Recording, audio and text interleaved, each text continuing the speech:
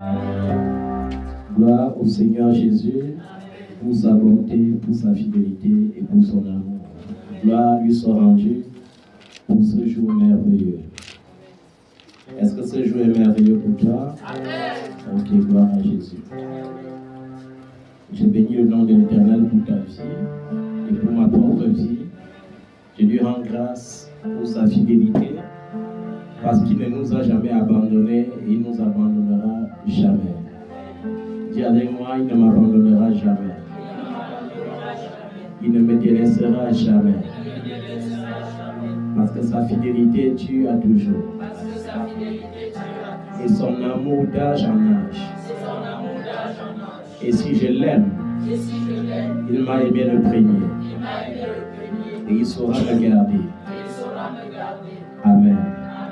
Bien-aimés, nous allons nous humilier devant le Seigneur ce matin avant toute autre chose.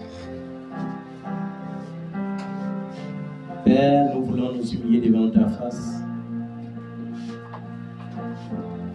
Nous voulons reconnaître, ô Dieu, que toi seul es tout. Nous voulons reconnaître, Seigneur, que toi seul es Dieu. Nous voulons reconnaître que toi seul es saint. Nous voulons non seulement nous prosterner de l'extérieur, mais surtout nous humilier de l'intérieur devant ta face. Nous voulons incliner nos cœurs devant toi pour reconnaître, ô Père, que nous sommes des pécheurs et que nous avons péché contre toi, contre ta parole, contre ton œuvre, contre ta seigneurie, contre ta sainteté, contre tes saints, contre nos prochains. Nous sommes plus pires, Seigneur, que les Samaritains et parfois plus pires que les païens. Par les paroles qui sortent de nos bouches, par les pensées qui s'élèvent dans nos cœurs, nous bafouons ta parole, nous bafouons, Seigneur, ton amour et ta miséricorde. C'est pourquoi, ô Dieu, ce matin, nous voulons reconnaître que nous avons péché contre toi. En sorte, Seigneur, que tu es juste dans ta sentence et sans reproche dans ton jugement. Ne nous rejette pas loin de ta face et n'enlève pas toujours ton esprit en nous. Donne-nous un cœur pur et des pensées renouvelées. Des pensées qui te glorifient, des pensées qui te cherchent, des pensées qui t'adorent, des pensées qui aiment la vie, mais la vie qui se trouve dans ta parole. Ô Dieu, sanctifie-nous et purifie-nous par le sang de l'agneau Jésus-Christ, qui s'est lui-même donné comme victime expiatoire pour nous sauver. Et parce que tu nous as sauvés ce matin, ô Père, rends-nous bouillants pour ton service. Laisse ton feu, Seigneur, nous redonner une vie de prière digne de toi, une vie d'adoration qui t'adore, une vie de méditation qui t'honore. Laisse ton feu, Seigneur, remplir nos cœurs, nos pensées. Laisse que ton Saint-Esprit, ô Dieu, nous visite, nous baptise et nous remplisse. Laisse que l'esprit de force, de sagesse, vienne nous fortifier dans la sagesse. Laisse que l'esprit de révélation vienne nous montrer des choses à venir. Que ton Saint-Esprit nous garde dans l'humilité. Que ton Saint-Esprit nous garde dans la vérité. Au nom de Jésus-Christ. Comme toujours, avant le début de ce culte, nous devons de prier.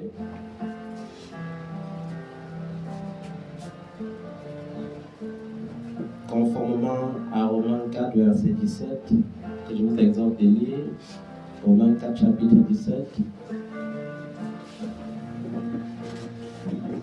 et Hébreux, chapitre 11, le verset 1. C'est par ces paroles que nous allons déclarer la vie de Dieu pour nous ce matin. Romains, chapitre 4, verset 17. J'étais établi père d'un grand nombre de nations. Romains chapitre 4, verset 17. Oui. J'étais établi père d'un grand nombre de nations. J'étais établi père d'un grand nombre de nations. Il est notre père devant celui auquel il a cru. Il est notre père devant celui auquel il a cru. Dieu qui donne la vie aux morts. Dieu qui donne la vie aux morts. Et qui appelle les choses qui ne sont point comme si elles étaient. Et qui appelle les choses qui ne sont point comme si elles étaient. Amen. Et on parle ici de notre père Abraham, qui a hérité d'une grande bénédiction. Et comme Dieu est le rémunérateur de ceux qui le cherchent, c'est-à-dire de ceux qui possèdent la foi, Dieu l'a béni, lui qui donne la vie aux morts. Et comme Dieu a le pouvoir de donner la vie aux morts, nous allons associer ce verset à Hébreux chapitre 11, verset 1. Amen. Or, la foi est une ferme assurance des choses qu'on espère, une démonstration de celles qu'on ne voit pas. Alléluia. Alors, la foi étant une ferme assurance des choses que tu espères. Il y a des choses que tu voudrais voir s'accomplir dans ta vie. Des choses que tu aimerais expérimenter. Il y a certainement un bonheur qui manque dans ta vie. Il y a beaucoup de choses qui manquent dans ta vie. Et la Bible te dit que la foi est la ferme assurance des choses que tu espères. Tu espères en cela fermement. Une démonstration des choses qu'on ne voit pas. Tu veux que cela arrive dans ta vie, c'est possible. Parce que Dieu ce matin te donne le pouvoir de devenir ce que tu veux. Il te donne le pouvoir de devenir. Il te donne le pouvoir de conquérir. Alléluia.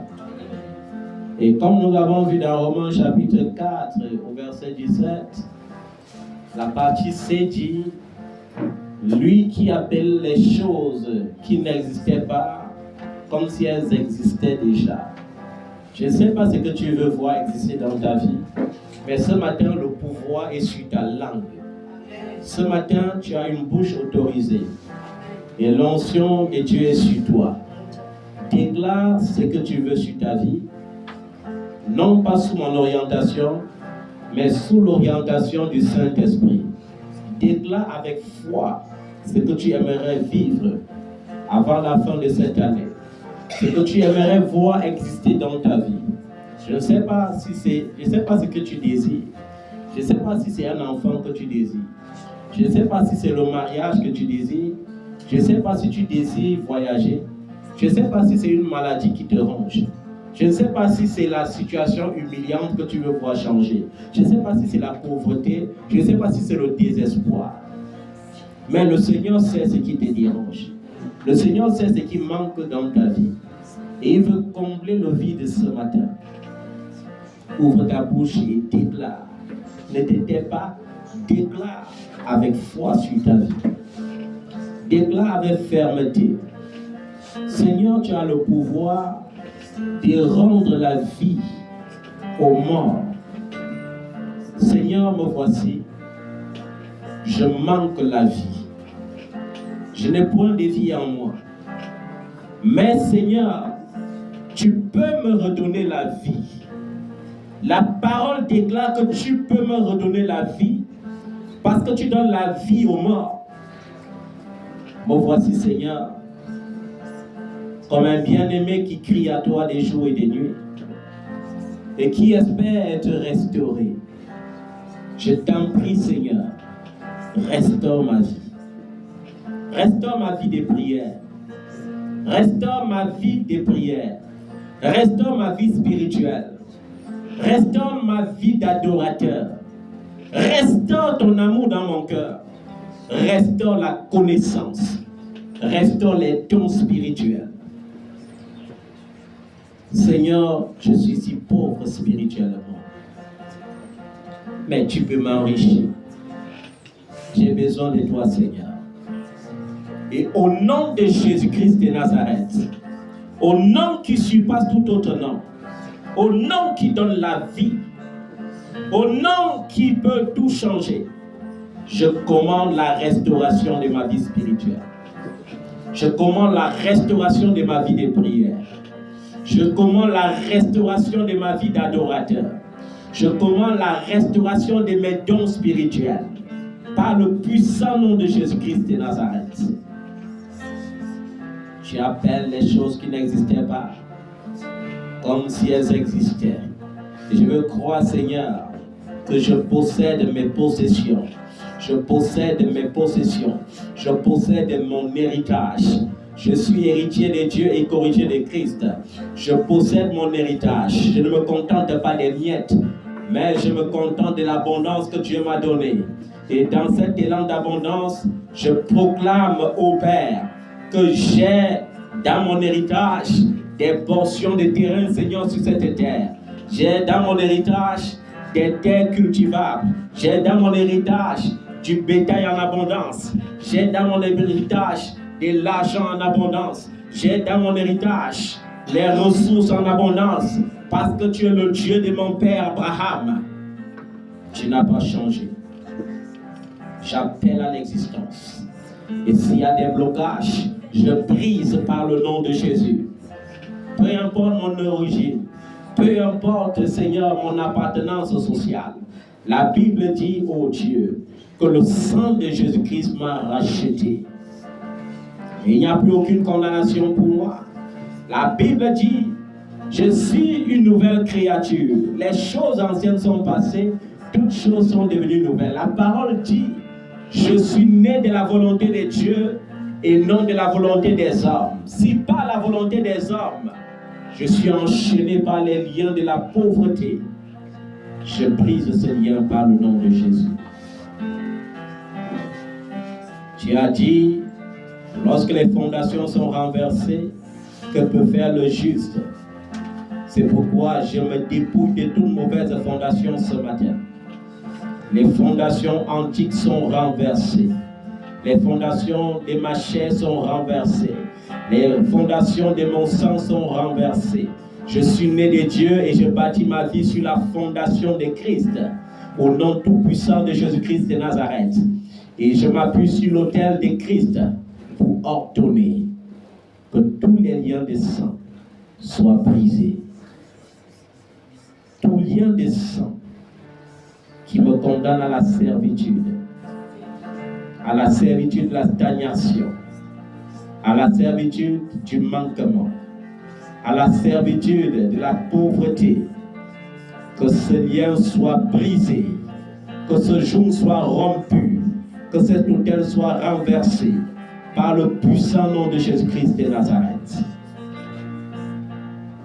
Tout lien, tout joug de sang qui me condamne dans le célibat, qui me condamne dans un mariage malheureux, qui me condamne à être en arrière, qui me condamne à ne pas vivre ce qui est meilleur, qui condamne mes relations à s'éloigner de moi, qui éloigne de moi les aides de destinée. Père, que ce joug soit brisé par le nom de Jésus. Que ce joug soit brisé par le nom de Jésus. Que ce joug soit brisé par le nom de Jésus. Peu importe ce que les hommes ont dit sur ma vie. Peu importe ce que les hommes ont proclamé sur ma vie. Ce matin, je renverse les paroles des hommes par la parole de vie. Je renverse leurs paroles par la parole de vie. Ils ont dit que je ne peux rien devenir. Ils ont dit rien de bon ne sortira de moi. Mais la parole de Dieu dit que je serai la tête et non la queue. La parole de Dieu dit je serai le premier et non le dernier. La parole de Dieu dit que mon grenier sera plein. La parole de Dieu dit que de moi sortiront des rois. La parole de Dieu dit que j'aurai des villes pour héritage. Peu importe ce qu'ils ont dit, je renverse ce qu'ils ont dit. Je brise toute malédiction des hommes sur ma vie. Toute malédiction sur ta vie. Toute malédiction qui a dit que tu ne seras rien est brisée ce matin au nom de Jésus-Christ. Toute malédiction qui a dit que tu ne te marieras pas est brisée ce matin au nom de Jésus-Christ. Toute malédiction qui a dit que tu ne voyageras pas est brisée ce matin au nom de Jésus-Christ. Toute malédiction qui a dit que dans le pays où tu es, tu vivras dans la servitude est brisée au nom de Jésus-Christ. Cette malédiction est brisée au nom de Jésus-Christ. Toute malédiction, toute conspiration dans les ténèbres qui ont dit dans la nation où tu es, tu ne seras jamais régularisé. Tu n'auras jamais de carte de séjour. Tu n'auras jamais un bon travail. Ce matin, je brise cela sur ta vie. Je brise cela sur ta vie. Par le puissant nom de Jésus-Christ de Nazareth. Toute parole qui est sortie des ténèbres et qui a dit tu te marieras, mais tu seras méprisé. Tu seras méprisé. Cette malédiction est brisée. Au nom de Jésus-Christ de Nazareth, je brise cette malédiction. Par l'onction de Dieu qui brise le joug, que tout joug étranger sur ta vie soit brisé ce matin. Soit brisé ce matin. Soit brisé ce matin. Soit brisé par le nom de Jésus-Christ.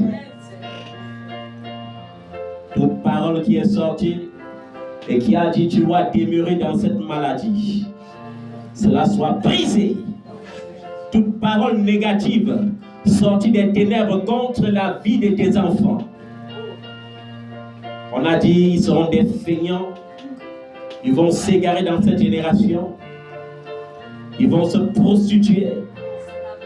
Leur diplôme ne servira à rien. Mais ce matin, par la puissance qui libère, je brise ces paroles sur la vie de tes enfants. Et je déclare que tes enfants seront disciples de l'Éternel. Je déclare que des rois se lèveront en leur présence. Par le puissant nom de Jésus-Christ de Nazareth, les fils des étrangers les flatteront. Par le puissant nom de Jésus-Christ. Ils seront sages. Ils seront intelligents. Et leurs diplômes seront valorisés. Par le puissant nom de Jésus-Christ de Nazareth. Je ne sais pas dans quelle prison tu es enfermé. Mais qu'importe la prison, la Bible dit qu'au nom de Jésus-Christ, tout genou fléchira dans les cieux comme sur la terre. C'est pourquoi je commande à ces prisons de s'ébranler maintenant. Que ces prisons s'ébranlent. Que ces prisons s'ébranlent. Toute prison qui te cache pour empêcher qu'on te voie. Que ces prisons soient renversées, détruites par le feu. Ce matin, je relâche sur ta vie, comme sur la mienne, l'onction de la faveur de Dieu. Lorsqu'il y a la faveur de Dieu sur ta vie, les choses changent. Quand la faveur arrive, le voile est obligé de te quitter. C'est pourquoi je condamne tout voile qui cachait ta vraie personnalité, qui masquait ton étoile, qui masquait tes exploits. Je condamne ces voiles à être consumés par le feu. Que la faveur de Dieu commence à te repositionner là où tu étais destiné à être repositionné. La faveur de Dieu fasse un reclassement dans ta vie. Un repositionnement spirituel sur ta vie. Un repositionnement stratégique sur ta vie. Parce que tu es favorisé, les portes commencent à s'ouvrir maintenant. Parce que tu es favorisé, tu brilles maintenant. Lorsque tu marcheras, tu seras à la une au nom de Jésus-Christ. Parce que le voile est tombé, tu seras à la une au nom de Jésus-Christ. Parce que le voile est tombé, là où on ne te voyait pas, tu seras désormais vu. Ce voile qui éloignait les aides de destinée, parce que c'est tombé, les aides de destinée vont affluer dans ta vie. À partir de cet instant même, je veux déclarer, ton téléphone ne sera plus pour écouter les malheurs. Ton téléphone est un instrument de bonnes nouvelles. Un instrument de bonnes nouvelles. Quand tu te connectes, dans ton mail, des bonnes nouvelles. Dans ton WhatsApp, des bonnes nouvelles. Lorsqu'on t'appelle au vocal, des bonnes nouvelles. Des bonnes nouvelles à cause de la faveur de Dieu sur ta vie. Des bonnes nouvelles à cause de la faveur de Dieu sur ta vie. Au nom puissant de Jésus-Christ de Nazareth. Dès aujourd'hui, ce jour tombe à jamais. Ce jour soit brisé à jamais. Ce jour des retards soit brisé. Que l'Éternel, le Dieu qui rachète le temps, rachète ton temps et restaure les années que tu as perdues. En sorte que, de la même manière que ceux qui ramassaient la manne des trop n'avaient rien en trop que ceux qui ramassaient peu, ceux qui t'ont dévancé dans les nations ne te surpasseront en rien. Au nom de Jésus-Christ de Nazareth. Père, je crois que c'est fait. Je le témoigne par le sang de l'agneau. Je témoigne ta fidélité par le sang de l'agneau. Je témoigne de ta fidélité par le sang de Jésus. Par le sang qui bénit, par le sang qui restaure. Je crois, Seigneur, que ce sang qui est sorti de ton côté transpercé, ce sang qui est sorti de ton côté transpercé, a purifié ma terre. Et je te rends grâce, Seigneur, par le nom de Jésus-Christ. Amen. Ok, ce matin, nous allons parler des affaires courantes du royaume des cieux. Les affaires courantes du royaume des cieux. À chaque fois que je m'en vais dans les réseaux sociaux, je vois souvent des choses terribles, des choses qui irritent mon esprit. Dans cette génération où tout va mal, mais j'ai envie de te dire quelque chose. Tout prophète qui dans les réseaux sociaux te dira: je vais prier pour toi, mais pour que ça marche, fais une offrande. C'est un prophète. C'est un brigand. Comment tu peux demander une offrande à quelqu'un qui est écrasé par la pauvreté? Il va prendre ça. Si tu es donc prophète, prie d'abord qu'il soit béni par les finances et ensuite il te bénira avec autant d'offrandes que tu voudras. Et je parle ainsi parce que je suis très choqué par cette génération où les gens n'arrivent plus à voir clair. Il est bien vrai, l'apôtre Paul a dit dans 1 Thessaloniciens chapitre 5 au verset 20, ne méprisez pas les prophéties.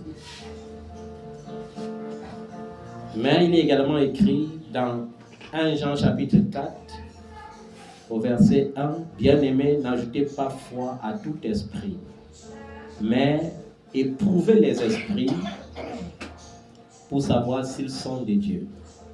Car plusieurs faux prophètes sont venus dans le monde. Est-ce que les gens comprennent même la profondeur de cette parole? Cette parole ne parle pas seulement des faux prophètes. Cette parole te demande de te méfier parce que même un vrai homme de Dieu, une vraie femme de Dieu peut te dire des choses qu'il n'a pas reçues de Dieu. D'où la prudence. À chaque fois qu'une prophétie sort, va examiner. Est-ce que tu comprends ça? Ça s'appelle la sagesse. Je suis en train de te dire que quoi? Que tout esprit ne vient pas de Dieu. Nous pouvons recevoir, même si on est des vrais hommes de Dieu ou des vraies femmes de Dieu, des choses qui ne viennent pas de Dieu. Il y a des enfants ici que lorsqu'ils disent « Papa, Dieu m'a dit que il y a un esprit d'erreur qui est en train de t'égarer. » Parce que Dieu ne t'a pas parlé. Ne confondons pas notre voix intérieure, la voix de notre conscience ou la voix de notre cœur avec la voix de Dieu. Plusieurs enfants de Dieu tombent dans ce piège. Et ils sont même persuadés que Dieu leur a parlé. Je vais vous dire une chose. Qui connaît le rôle véritable des prophètes? Un prophète, son rôle, c'est quoi? Est-ce qu'un prophète, son rôle, c'est juste de prophétiser? Le vrai rôle d'un prophète, c'est quoi? C'est de réparer ce qui doit être réparé. De restaurer ce qui doit être restauré. De guérir ce qui doit être guéri. De consoler ce qui doit être consolé. Mais dans cette génération sans frein, il y a des choses qui irritent l'Esprit de Dieu. C'est pourquoi quand tu pars dans les réseaux sociaux, tu peux tomber malade parce que tout le monde veut prophétiser. Pasteur tel, daddy tel, voyant tel, chacun veut prophétiser, mais personne ne dit ce qui est pour le salut de l'âme. Tu vas les entendre maintenant autour du Cameroun. Leur point central maintenant pour devenir star plus, c'est le Cameroun. Et personne ne doit rien dire de bon. Et ce qui m'énerve, c'est que vous êtes une foule ignorante en train d'acclamer et de dire Amen à tout. Bon, Dieu t'a révélé qu'il y aura la guerre au Cameroun, par exemple. Ton rôle en tant que prophète, est-ce que c'est d'aller prophétiser qu'il y aura la guerre au Cameroun? Ton rôle, c'est de te placer devant Dieu pour empêcher la guerre au Cameroun.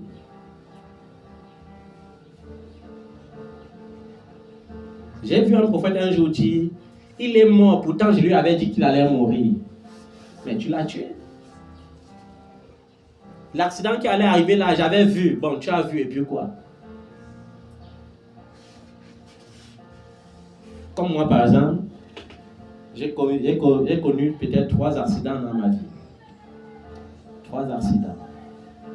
Le premier accident, c'était en 2015. J'étais sur la moto avec un jeune homme qui m'appréciait beaucoup et qui me prenait même comme un bouclier. Ça veut dire qu'il ne prenait plus Jésus comme son bouclier. Il me prenait comme un bouclier. Ça veut dire que quand il était avec moi, il était sûr que même s'il y a une explosion, rien ne peut lui arriver. Et il croyait tellement en ça. Alors, un jour, j'ai décidé de lui montrer mes limites et de lui montrer que je suis un homme. Et on était sur une moto. Il y avait un camion à peut-être 50 ou 100 mètres de nous. Et je lui ai dit, accroche-toi bien, parce qu'on doit entrer sous le camion là, que tu vois long là-bas devant, dans quelques instants. Et il me dit, mince, comment tu peux dire les choses comme ça? J'ai dit que c'est parce que c'est ce qui doit arriver dans quelques instants. Il entend seulement un bruit. Boum! Et on était allé loin au fond du camion. Et je lui ai dit, tu as vu ce qui s'est passé? Il me dit oui. Il me dit, mais il est même appelé Padre. Et il dit, Padre, et comment ça se fait que j'entends le bruit, mais tu es à des côtés? Tu as fait comment pour être des côtés? Et ce sont des choses qu'il ne peut pas t'expliquer. Tu n'es pas blessé. Oui, Dieu a préservé même ce moto-taximan pour sa gloire. Et on a payé le moto-taximan, même quand on n'était pas arrivé, et on est parti. La deuxième fois, ce n'était pas un accident pour moi en direct. C'était quand on était allé aux obsèques du papa d'Ernestine. Et quand on rentrait, j'ai pris ma moto pour dévancer ceux qui étaient derrière moi. Mais quand je suis arrivé à l'Arcelor, j'ai vu leur moto avoir un éclatement des roues et les tuer. Et alors, je ne pouvais pas rester tranquille et voir mes enfants mourir. J'ai dit, Seigneur, j'accepte l'éclatement, mais je refuse l'accident proprement dit. Et je suis resté tranquille. Et quand ils sont arrivés, l'autre était en train de rire. Que Padre, ta fille a appelé Jésus aujourd'hui jusqu'à... J'ai dit, et tu as vu comment Jésus vous a sauvé? Parce que si Jésus ne vous a pas sauvé, avec l'allure là, vous devrez mourir. Quand je reviens sur ce genre de témoignages, c'est pour que tu comprennes que lorsque la parole de Dieu dit, je ne laisse rien de bien ou de mal arriver, sans l'avoir révélé d'avance à mes serviteurs, les prophètes, il n'est pas un menteur. Mais pourquoi est-ce que les prophètes n'entendent plus rien aujourd'hui? Parce qu'ils sont concentrés sur le matériel. C'est pourquoi la prophétie aujourd'hui, c'est quoi? C'est annoncer les bonnes nouvelles. Tu sais, non? Tu allais te marier, non? Mais ta belle-mère a fait ceci, non? Mais ton ami a fait cela, non? Amen. Mais Dieu peut changer ça. Mais pour qu'il change, donne-moi l'offrande. Ce sont des bêtises. Et ça m'énerve. Une nation est sous le feu d'un complot. Mais vous allez passer votre temps dans les réseaux sociaux à dire, oh, il y aura les bains de sang au Cameroun, oh, ça va tout se gâter, oh, parce que vous suivez trop les informations. Vous savez que les prophètes sont concentrés trop sur TikTok, tellement concentrés dans les journaux qu'ils n'écoutent plus la voix de Dieu. Et parfois, la Bible dit, c'est à cause de ces comportements que le nom du Seigneur est calomnié au milieu des païens. À cause de ces comportements, le nom du Seigneur est calomnié au milieu des qui? Des païens. Il y a des gens à qui tu ne peux plus prêcher l'évangile parce qu'ils sont habitués à savoir que les prophètes, surtout les prophètes africains, les mendiants, sont toujours en train de demander l'argent au peuple de Dieu. Et je vais vous dire une chose. Un prophète est humble. Quand vous partez dans les réseaux sociaux, vous trouvez les prophètes qui parlent trop de je. J'ai vu l'autre dire récemment, quoi là? Idiot comme ça! Tu sais à qui tu parles? Je peux t'envoyer le feu. Ça, c'est l'arrogance. L'Esprit de Dieu n'est pas arrogant. J'ai choisi seulement 6 personnes. Toi qui? J'ai choisi seulement 6 personnes. Toi qui? Toi qui? Tu choisis seulement 6 personnes comme tu dis. Au nom de qui et pour qui? Les autres, quand vous allez venir en retard. Et c'est comme ça que les cancres, j'appelle le peuple de Dieu des cancres. Dieu me pardonne pour ça. Même Jésus disait souvent muraille blanchie. Parce que les gens sont tellement aveuglés par les biens terrestres qui n'ont rien à voir avec le royaume des cieux. Que lorsqu'un cancre les manipule comme ça, il dit que tant pis pour celui qui va arriver dans mon WhatsApp en retard, ils sont en train de se bousculer pour aller dans son WhatsApp. Pour écouter quoi? Pour écouter quoi? De la part de qui? Un homme est d'abord arrogant. Parce que quand tu vas aller dans son WhatsApp, quand tu vas faire les offrandes, il va te menacer avec l'évangile de la mort. Avec l'évangile de la culpabilité. Comme dans certains ministères, on culpabilise les gens à les dîmes. Ta vie ne progresse pas parce que tu ne payes pas la dîme. Ta vie ne progresse pas parce que tu ne payes pas. Lorsqu'on fait les actions de grâce, tu ne fais pas. Il faut faire le sacrifice de ceci, il faut faire le sacrifice de cela. Je vais vous dire une chose. La seule chose qui touche le cœur de Dieu, c'est le sacrifice de Jésus-Christ à la croix. Si tu crois qu'il y a un autre prix à payer, tu mens. tu mens. C'est que tu n'as pas encore compris Dieu comme il faut comprendre. C'est que tu ne l'as pas connu comme il faut le connaître. Est-ce que tu crois? Est-ce que tu es humble? Tu seras alors béni. Quand nous lisons Proverbe 30, versets 7 à 10, Proverbe 30, versets 7 à 10, moi je vais lire parce que mes yeux peuvent voir dans ce genre d'atmosphère plus que pour vous. Je suis persuadé de ça. Dans Proverbe 30, verset 7, il est écrit quoi? Je demande 2 choses. Ne me les refuse pas avant que je meure. Voilà la demande de quelqu'un à Dieu. Hein. Je te demande 2 choses. Ne me les refuse pas avant que je meure. Donc je veux avoir ça de mon vivant. Et voyons ce qu'il demande. Il dit, éloigne de moi la fausseté et les paroles mensongères. Éloigne de moi quoi? La fausseté et les paroles mensongères. Alléluia. Ne me donne ni pauvreté, ni richesse. Est-ce que vous comprenez bien? Ne me donne ni pauvreté, ni richesse. Accorde-moi le pain qui m'est nécessaire. Amen. Vous avez vu le genre de prière qu'un homme fait?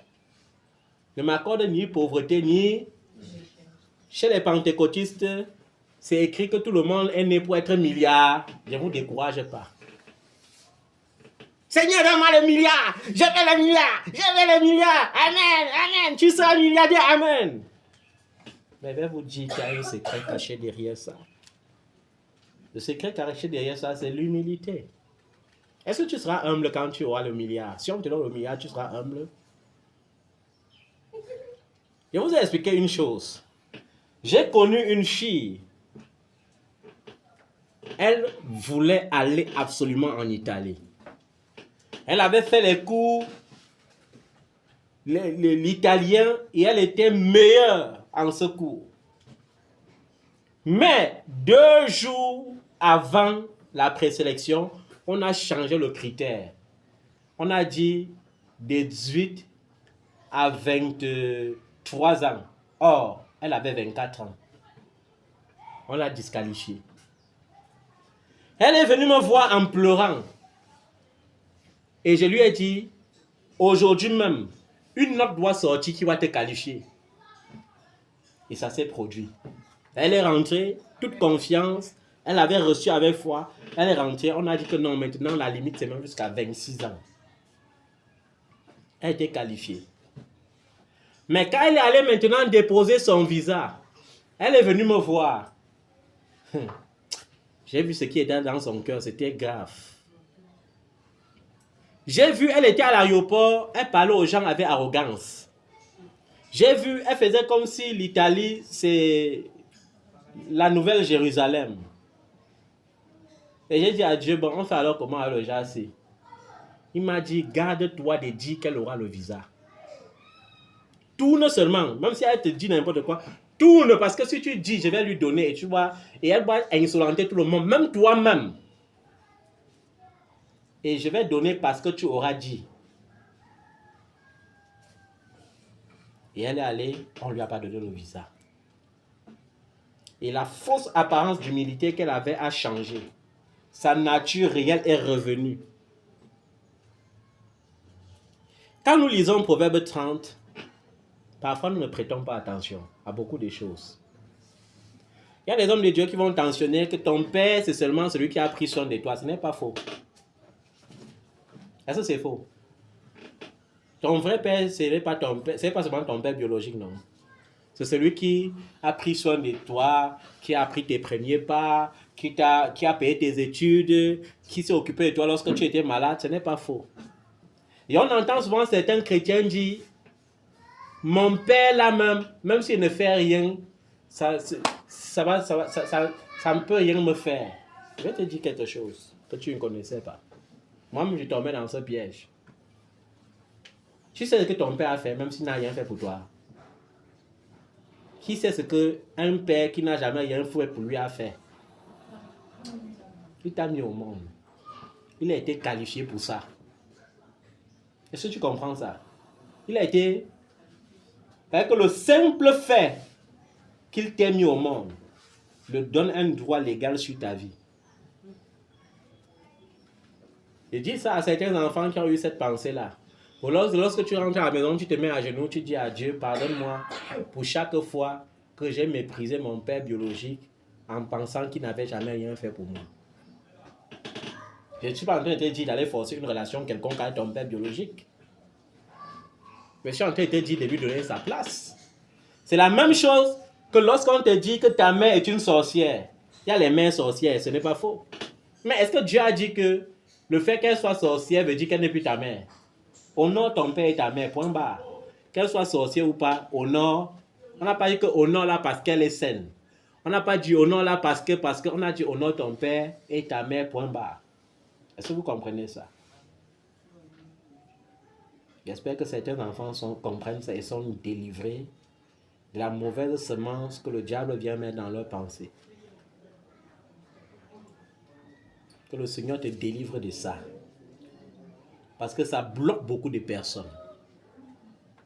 Est-ce que vous savez qu'il y a une de mes enfants qui a été bénie tout simplement parce qu'elle a compris l'évangile de la réconciliation avec son père? J'ai une de mes filles, sa mère leur avait donné la doctrine d'un père qui est sorcier et dont il faut s'éloigner absolument. Mais un jour, je lui ai dit, il est temps que tu brises cette doctrine et que tu fasses un pas vers ton père. Le simple fait que j'étais allé voir son père et qu'ils ont causé au téléphone, ça avait activé une grâce exceptionnelle dans sa vie. Est-ce que vous comprenez ça? On n'a pas dit que honore ton père qui a pris soin de toi. N'ajoutons rien à la parole de Dieu et ne retranchons rien. On a dit honore ton père et ta mère. Point barre. Je veux que tu comprennes exactement ce que cet homme Agur, parce que c'est un proverbe d'Agur, dit ici. Je te demande deux choses, ne me les refuse pas. Je te demande deux choses, ne me les refuse pas. Accorde-moi cela avant que je meure. Éloigne de moi la fausseté et la parole mensongère. Éloigne de moi la fausseté et la parole mensongère. Le blocage de certains, ce n'est plus les démons, c'est la fausseté. Tu parais vrai, mais tu es faux. Tu ne dis jamais les choses comme il faut dire, toujours en train de tordre le sens des paroles, tellement le mensonge te réclame. Si tel est ton cas, ne sors pas d'ici aujourd'hui sans te repentir. Amen. Parce que mon désir, c'est que tu rentres dans ton Canaan pour que j'aie mon repos. Amen. Mon désir, c'est que tu rentres dans ton Canaan pour que j'aie mon repos. Amen. Parce que chaque fois que tu n'es pas dans ton Canaan, tu me prives de mon sommeil. Je ne peux plus dormir normalement parce que chaque fois que ton nom remonte dans ma pensée, l'amertume saisit mon cœur et je me mets à dire qu'est-ce qui se passe encore dans la vie de cet enfant. Et vous savez, tant que vous n'êtes pas béni, vous finissez par apporter la honte dans la vie même de votre père spirituel. C'est-à-dire que même les païens qui vous observaient commencent à dire que et l'onction de ton père là, donc ça n'a rien changé dans ta vie. C'est pourquoi je t'oblige à être béni cette année. Amen. Je t'oblige à vivre des grandes choses cette année. Amen. Qu'on soit en octobre ou en fin octobre, j'oblige la grâce de se manifester pour toi. Amen. Que la faveur de Dieu positionne ta vie dans un témoignage qui va pousser même ces païens à se repentir. Amen. Qui va pousser ces païens à dire d'où lui viennent ces choses. Amen. Et que tu sois capable de répondre, ça vient de Christ en moi, l'espérance et la gloire de Dieu. Alléluia. Amen. Éloigne de moi la fausseté. Éloigne de moi la fausseté. Éloigne de moi le mensonge. Ne me donne pas la pauvreté. Ne me donne pas la pauvreté. Ne me donne non plus la richesse. C'est ce que dit Agur dans une prière à Dieu. Donne-moi le pain qui m'est nécessaire. Quand les gens vont lire ça, les gens souffrent au quotidien. Pourquoi? Parce qu'ils ont oublié que Dieu donne le pain quotidien. Mais comme ils ont le gros cœur, ils veulent seulement, ils oublient maintenant la prière du contentement. C'est pourquoi la famine vient les torturer. Est-ce que Dieu veut que la famine torture un de ses enfants? Il a dit, regardez les oiseaux du ciel, ils ne sèment ni ne moissonnent. Et votre Père les rassasie tous les jours. Vous valez plus que ces oiseaux-là. Amen. Et il a dit, à chaque jour suffit sa peine, veut dire, chaque jour tu auras ton pain, tu vas te rassasier de ton pain. Mais les gens n'ont plus le pain quotidien, pourquoi? Parce qu'ils ont le gros cœur, l'esprit des calculs veut les tuer. Et le calcul là, c'est même plus la gloire de Dieu, c'est pour le proving. Je vais montrer à ma soeur que je suis arrivé. Je vais montrer à mon frère que je suis arrivé. Je vais leur montrer même que j'ai été béni sans passer par eux. Vous croyez que le témoignage là, c'est bon pour tout le monde? Non. Dieu peut te faire réussir sans passer par tes oncles et tes tantes. Mais il ne veut pas que tu fasses de ça un défi. Parce que lorsque tu fais de ça un défi, tu te bloques. Chaque fois que tu calomnies un oncle riche, disant il n'a pas pris soin de toi, Dieu le bénit encore.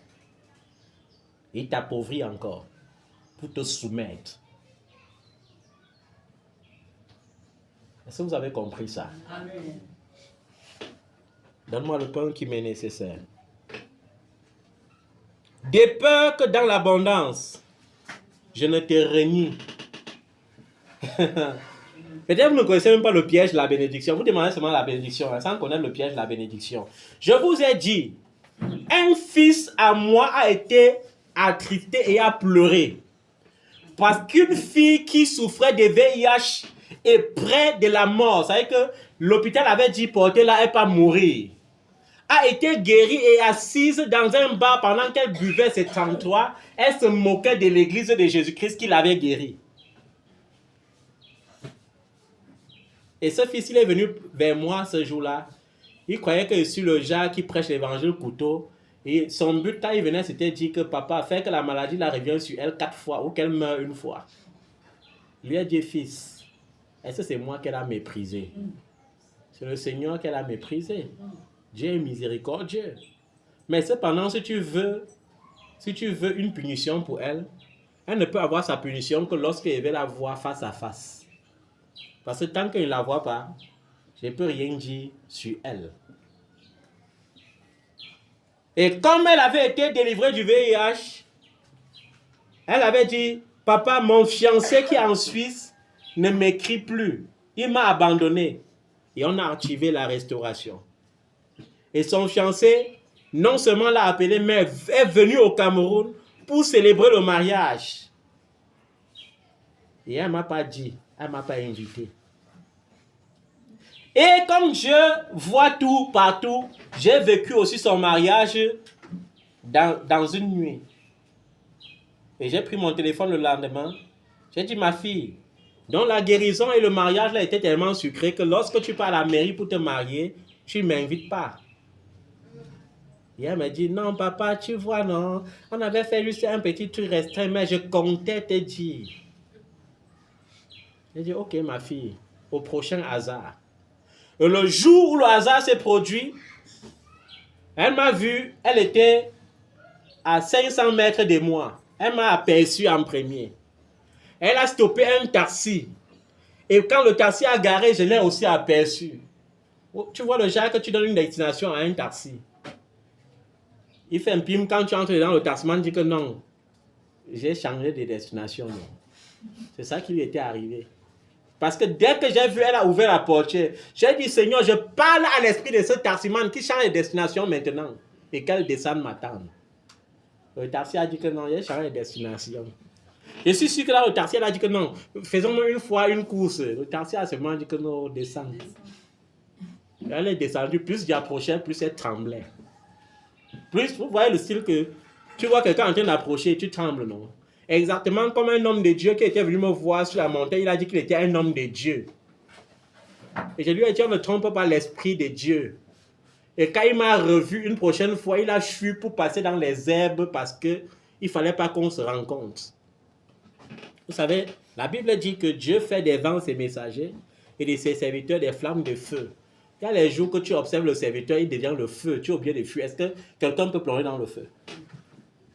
Plus j'y approchais, plus elle tremblait au point que même les gens qui étaient à côté ont constaté que l'enfant, là, qu'est-ce qui lui terrorise comme ça?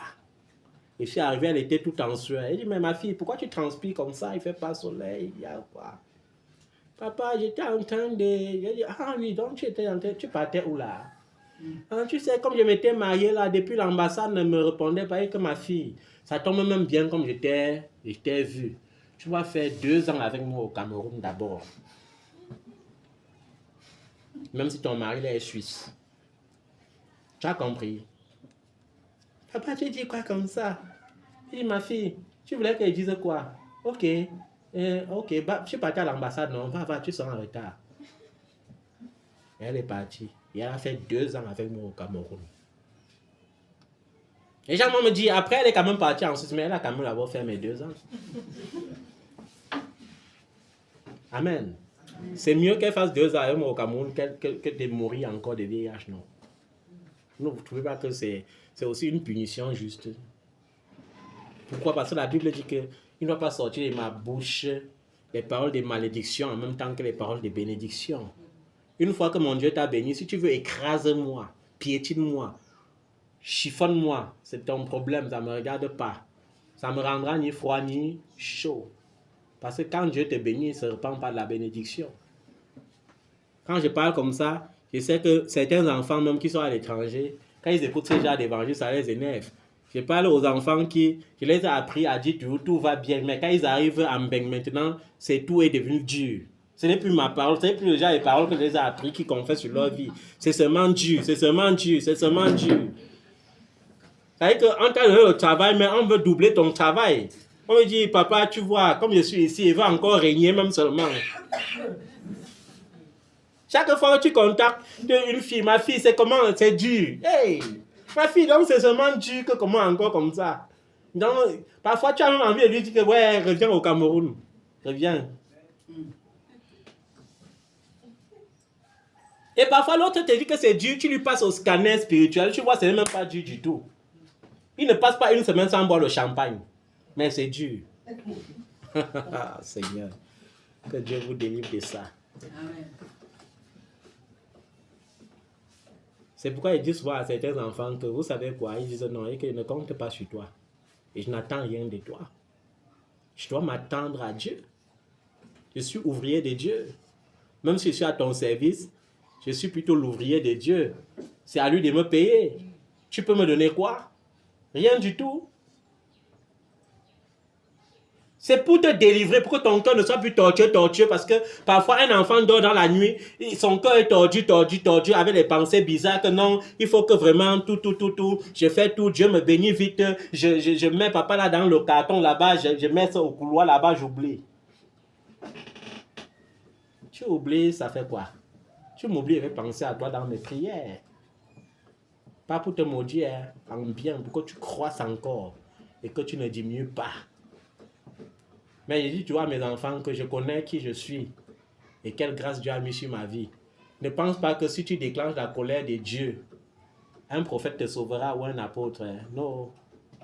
Ne fais même jamais le genre d'erreur là que tu finis de mépriser papa Simon. Tu dis que je vais aller là-bas voir le prophète là, il va me bénir, ça va changer. Non. Plus il impose la main sur ta tête, plus ça accélère seulement une colère bizarre. Plus ça bousille encore seulement ta vie bizarrement. Il y a certains qui ont goûté à ça parmi vous. Il faut les demander, ils vont vous témoigner ça. Il faut demander le pain quotidien. D'abord, on ne vous refuse pas de demander à Dieu les grandes choses parce que lui donne sans reproche. Mais il ne donne que lorsque tu es qualifié. Bon, dis-moi un peu. Comment tu veux que Dieu te donne le voyage alors que ta première mission sera maintenant de te venger de ceux-là qui se moquaient de toi que tu ne peux jamais voyager? Comment tu veux qu'il te donne ce genre de choses? Comment tu veux que Dieu te donne le milliard alors que toi-même tu sais que le milliard là c'est pour aller maintenant te venger de toutes tes tantes, de tous tes oncles qui avaient refusé de t'aider? Tu veux qu'il te donne ça pourquoi?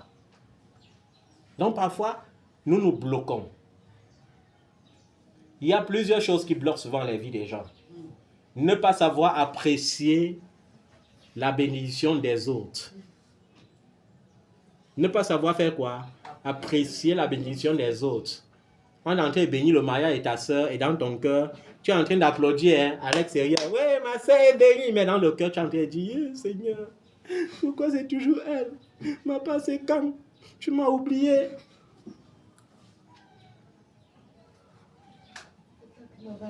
C'est toi-même qui portes la valise de ton frère pour l'accompagner à Simalène. Mais pendant qu'il s'enregistre, ton cœur est toi en train de picoter. Quand il prend alors les escaliers là pour monter, c'est alors grave. Quand tu sors maintenant, tu dis que donc c'est vrai, donc il est en train de partir. Mince. C'est la sorcellerie. Que Dieu te délivre de ça. Amen. Est-ce que vous comprenez ça? Amen. Il y avait les gens qui venaient souvent, papa, je suis venu parce que j'ai entendu que tu donnes les blancs aux gens, donne-moi pas le blanc. Hey Seigneur, donne-moi pas le blanc. Il y a des gens que lorsqu'ils bénissent les mariages des blancs, comme les prophètes, les kings prophètes là, on te demande les offrandes de combien là? 5 millions pour bénir un mariage. Sans compter la dîme, sans compter la dot. Même les édits ont fréquenté ces genres de femmes de Dieu. Que tu vas donner le billet d'avion, tu vas donner 5 millions, tu dois. C'est le commerce inutile. Dieu n'a pas besoin, Dieu a besoin d'un cœur fertile, d'un cœur sincère, d'un cœur pur. Et lorsque tu rencontres la grâce avec ce genre de cœur, ça déclenche tout dans ta vie. Amen. Ça déclenche tout.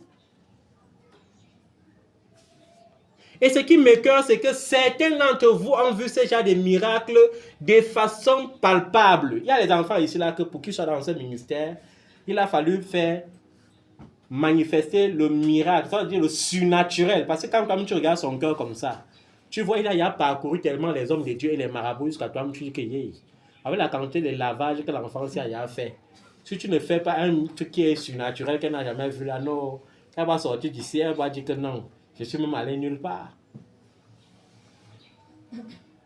Je me rappelle une année, il y a certains enfants qui sont venus me voir à la montagne de Vorbeti en pleine saison sèche.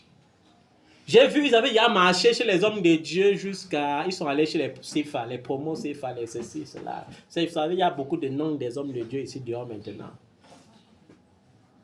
J'ai regardé comme ça dans leur cœur. J'ai vu, ils avaient défilé jusqu'à... J'ai dit, Seigneur, tout ça rien que pour un mari. Seigneur, bon, faisons quelque chose pour les enfants aussi. Qu'est-ce qu'il fallait faire d'étonnant en saison sèche pour les convaincre? J'ai dit que, bon, vous savez quoi? Fermez vos yeux, on va prier. Une rosée va descendre du ciel. Ça va nous arroser à 3. Rien que sur l'espace, si comme ça là. Quand vous allez ouvrir les yeux, vous allez voir tout l'endroit ci sera mouillé, mais après l'endroit ci, ça sera seulement le soleil, tout sera sec partout. Et j'ai crié à mon Dieu, j'ai dit que Seigneur, même ce qu'il vient de leur dire là, c'est trop dur. Hein. Comment il peut dire un truc comme ça en décembre? Pour que ce genre de soleil de décembre qui, si chope ta tête d'abord là-bas à la montagne, tu regardes partout comme ça au ciel, il n'y a même pas un seul noir, le ciel est bleu. J'ai dit, Seigneur, ce qu'il les a dit là, c'est encore, mais tu sais que il faut quand même qu'on convainque les enfants si ils sont déjà trop marchés. Et Dieu m'a exaucé. Un nuage a apparu. Amen. Et la rosée est descendue. Et peut-être après 30 minutes, ils ont dit que merde. Quand ils sont descendus, ils n'étaient plus avec eux, mais ils savaient que mon nom chauffait dans leur bouche quelque part. Quand ils marchaient partout, ils disaient que on a vu pour nous Tibi Joshua. Vous voyez pour vous à la télé, non? Vous voyez pour vous au Nigeria. Nous, on a vu pour nous ici. Hein? Parce que c'était quelque chose d'extraordinaire. Il y a des enfants que pour convaincre, la parole ne peut plus les convaincre. Il faut seulement faire quelque chose de grand. Quelque chose que la science ne peut pas expliquer pour qu'ils comprennent. Et tu crois que quand le genre des fraîches rosées qui descendent du ciel en selon cette touche-là, ta vie sera encore gâtée quand? Par quelle sorcellerie? Sauf si tu veux te freiner. Est-ce que vous comprenez ça? Il y a des gens qui savent même voler la grâce. Hein. Qui savent prendre la grâce. C'est que je suis allé accompagner un enfant à TSL. L'enfant est entré. Quand elle a fini de déposer son dossier, elle a fait quelque chose que je ne m'attendais pas. C'est que dès qu'elle est sortie, elle a manifesté une joie bizarre. Elle a ouvert ses mains comme ça. Elle m'a serré comme ça. Toute joyeuse. Et ça a changé directement mon langage. Je lui ai dit, ma fille, va, tu commences à cotiser l'argent pour le billet d'avion. Va, tu cotises l'argent pour le billet d'avion. Et pour ceux qui ont vécu les années 2014, ceux qui ont connu l'histoire de Karine, pour ceux qui étaient vigilants, chaque fois qu'on finissait de prier, qu'est-ce qu'elle faisait? Pour ceux qui étaient vigilants. Elle venait directement, elle dit, je m'en fous, même s'il y a maman, je m'en fous de mes soeurs qui étaient là. Elle prenait maman, elle met comme ça, elle tire. Ton pied, mon pied. C'est la connexion à la grâce. Je ne vous demande pas de faire ça. Hein? Parce qu'il ne faut pas faire, vous comprenez mal l'évangile. Un jour, je commence à marcher en route, vous commencez à bondir sur moi. Je vais vous tabasser.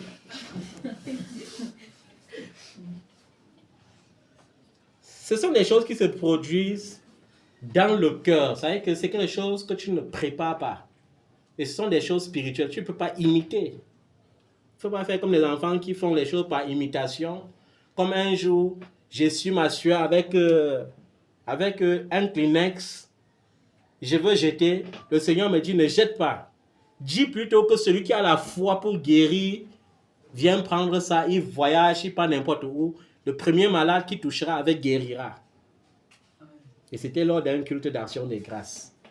Et un jeune homme s'est levé, il a pris ça. Et quand il prenait, tu sentais vraiment la foi. Et quand il prenait, il pensait à un de ses collègues, parce qu'il était militaire. Un de ses collègues qu'on avait tiré sur ses pieds à Bakassi.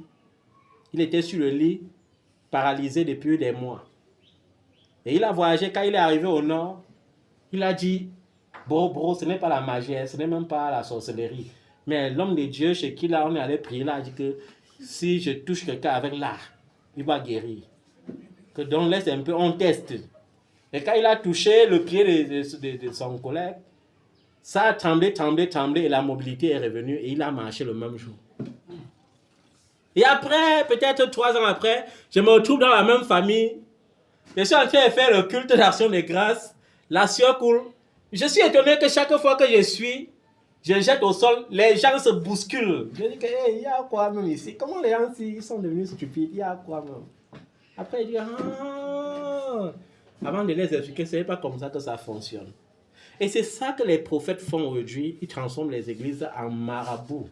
Parce que Jésus a guéri certains aveugles avec la boue. Il a guéri d'autres aveugles en les touchant. Il a guéri les autres rien qu'avec la parole. Mais qu'est-ce que les prophètes d'aujourd'hui font? Parce que j'étais touché à le mouchoir, tu es guéri, je commence à vendre le mouchoir à l'église. Qui vous a dit que c'est comme ça que ça fonctionne dans le spirituel? Dieu a une histoire particulière avec chacun de vous. Ce n'est pas la manière dont elle sera bénie que l'autre sera béni.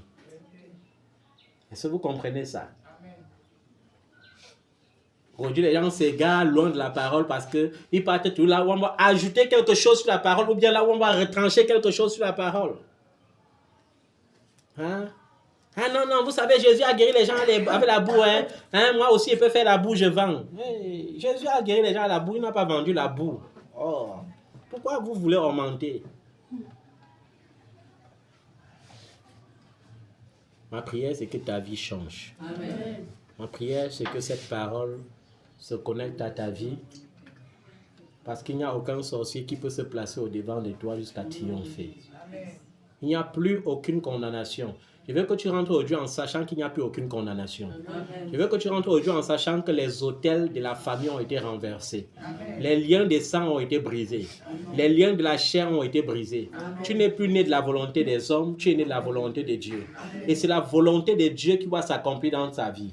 Et sa volonté, c'est que tu prospères à tous égards. Et sa volonté, c'est que tu sois en parfaite santé. Donc, que tes ambitions, que Dieu réponde à tes ambitions par le miracle que tu attends. Qu'il réponde à tes ambitions par le miracle que tu attends. Vous savez, Dieu, quand on parle de miracle, ça veut dire que Dieu, à la dernière minute, quand tu t'attendais plus à rien, il fait quelque chose qui vient te consoler au-delà de ce que tu pouvais imaginer. Alléluia. Je crois en cela. Et je crois que c'est établi dans le nom de Jésus. Amen. Aujourd'hui, bien plus qu'hier, j'ai tellement besoin de toi. Mon miracle d'autrefois, Père, je désire encore le vivre, car rien ne va plus, Jésus. Je suis en proie au doute et au désespoir. Certains me disent, maudit Dieu et meurt. Mais en toi, je veux encore espérer, car tu peux faire au-delà de tout ce que je peux penser ou imaginer. Agis, oh Jésus. Agis, oh Jésus. Agis, oh. Agis, oh. Agis, oh mon Dieu. Agis, oh. Agis, oh. Agis, oh. En toi tout peut changer. L'orphelin, je sais cela. En tes bras l'aveugle trouve du réconfort. Le méprisé, un abri fidèle, un abri fidèle, un abri fidèle. Alléluia. Amen. Que tout esprit de doute dans ton cœur soit brisé. Amen. Tout esprit de doute dans tes pensées soit brisé. Amen. Tout esprit d'incrédulité en toi soit brisé. Amen. Reçois la foi qui produira ton miracle. Amen. Que la foi qui produira ton miracle se manifeste maintenant. La foi qui changera ta situation se manifeste en toi. Au nom tout-puissant de Jésus-Christ de Nazareth. Seigneur, merci pour ton sang versé. Merci pour ton sacrifice à la croix. Merci Seigneur. Sois adoré, sois exalté et sois béni pour l'éternité. Pour toutes ces bonnes choses que tu as accomplies ce matin. Pour tes merveilles dans les vies, pour les vies qui sont restaurées. Amen. Seigneur, pour ce témoignage qui relève quelqu'un, sois béni. Amen. Sois béni, Seigneur. Amen. Au nom de Jésus-Christ. Amen. Est-ce que tu peux acclamer le nom de Jésus?